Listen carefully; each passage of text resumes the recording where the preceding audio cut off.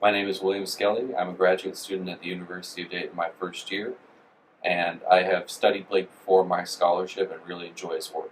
You know, you have to put it in context that the main thing that Blake is remembered for is probably, the illuminated text. The text and the paintings were intertwined, whereas with something that's not his to intertwine, he'll just pick particular scenes and illustrate them. So like with Job, like I said, with Leviathan, Satan being cast out of heaven, stuff like that. He just picks what he really wants to deal with.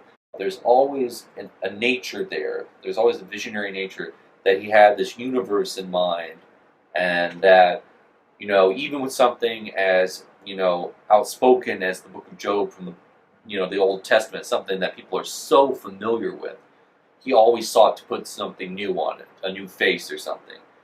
The thing with Blake is that the images were always keyed into what he found important in the text.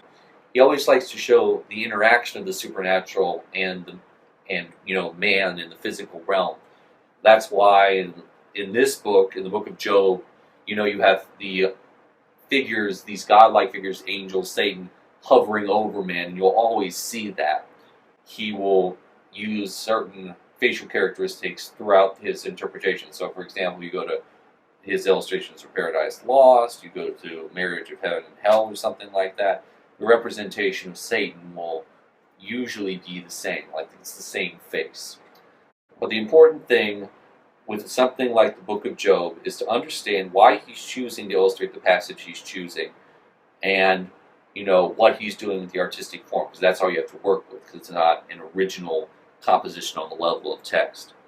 So my best advice to anyone going to the exhibit is to look into what he did in the illuminated text, use that as your jumping off point for understanding what he's highlighting in the larger scenes he gets from the book of Job.